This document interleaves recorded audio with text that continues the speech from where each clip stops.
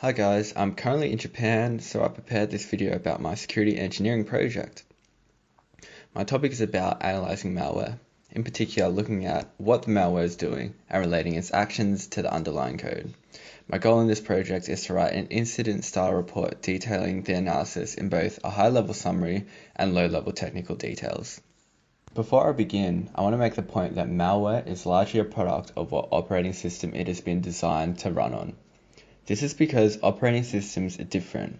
Not only are the differences between OS X Lion, Windows 10, and Linux kernel 4.0 recognizable on the surface, at lower levels of abstraction these differences become increasingly stark. Typical OS services like memory management, file systems, permissions, network interfaces are not only implemented differently, the resulting vulnerabilities that may exist are also different. Increasingly different is the code used to exploit these vulnerabilities. The result is a piece of code refined not only to a particular operating system, but potentially only a particular version of that OS. When we perform malware analysis, we want to look at two things: what it does and how it does it. This comes under two types of analysis: dynamic, which is the behavior, and static, the implementation. As the name implies, dynamic analysis involves letting the malware run in a controlled environment and observing its behavior during execution. We can look at how the system changes by taking a snapshot of the system state before and after malware execution. From these, we can compare the changes in things like registry entries, user privileges, file systems, the list goes on. We can also look at the actions of the malware itself, such as network traffic, including the IP addresses contacted and ports opened, the processes spawned, system load, and files opened. By the end of this stage, we hope to have a good understanding of what the malware is doing during execution. Static analysis is looking at the underlying code of the malware, trying to see how it performs the actions observed in dynamic analysis and how the code exploits any vulnerabilities.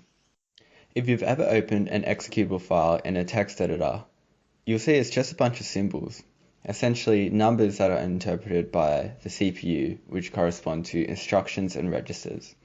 So to look at the code, we need to reassemble it. That means converting all its machine code into something more readable like assembly.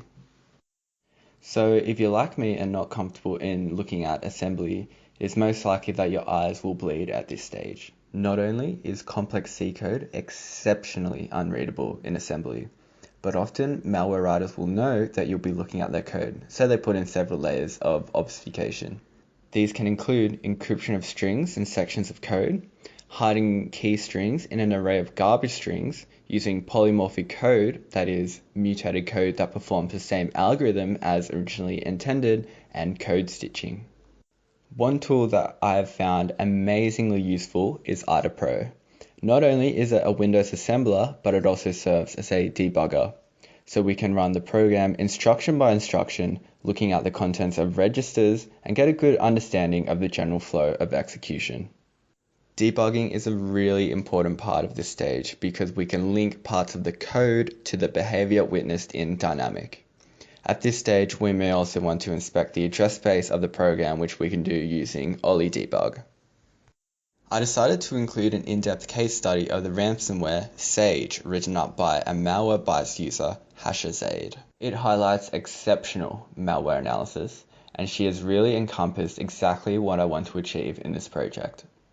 For anyone that doesn't know, ransomware is a type of malware that encrypts all system-critical files, essentially locking it from performing any other task than paying the ransom to the hackers.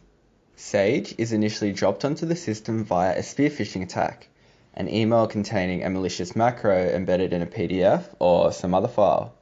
While this file does not contain the malware itself, it does download and install Sage. After it is run, all system-critical files are encrypted and replaced with a .sage extension. This image is a visual representation of the process.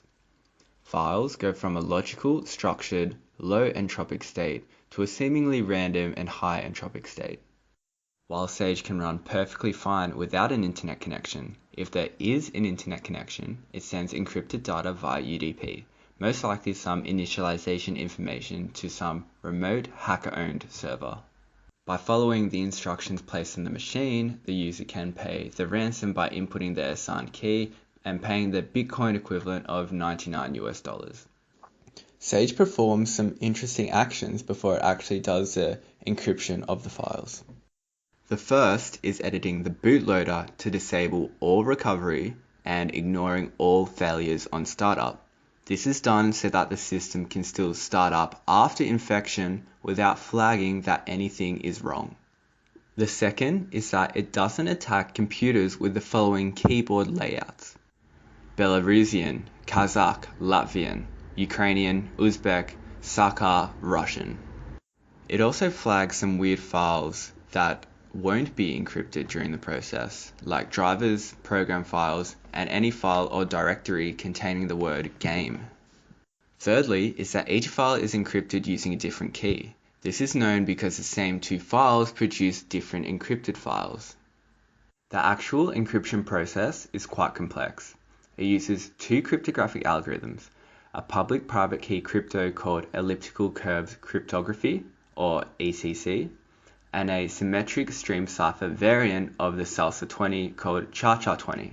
The implementation of these is outside of the scope of this video.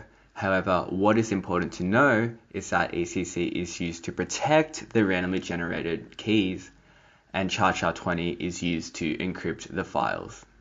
Sage uses a Windows library function to produce the random key for the encryption in Cha-Cha 20. All of these keys are encrypted using ECC. This is so that the server can produce the keys from ECC encryption using the corresponding private key on the server. In other words, a random key is initially generated, which we'll call key 1. This is then encrypted with ECC using the hacker's public key to produce key 2. Key 2 is appended with a unique user ID and is encrypted with ECC using the same public key as before to produce key 3. And key 3 is the key that will be used for the Cha-Cha 20 encryption. Each system file is encrypted one by one. Cha-Cha 20 can encrypt a file in chunks of 131 kilobytes, equating to about 20,000 in hex. Once the file is encrypted, key 2 is appended at the end, along with two 32-bit marker words that symbolize the end of the file. If the victim does go the route of paying the ransom to recover the files, the unique keys are easily found. From key 3, we use the private key for decryption to get the user ID and key 2. We can then use key 2 to find the corresponding file to this key, as each file has key 2 appended to it. We can then get key 1 by using the private key to decrypt again. Unfortunately, if you are a victim of this attack, there is no current solution that would allow the recovery of the files without paying the ransom. This is due to the complex nature of deriving the keys and the inherent strength in elliptical curve cryptography. So guys, that's my project so far and a little case study. I hope that you've enjoyed it, and I'll see you when I get back.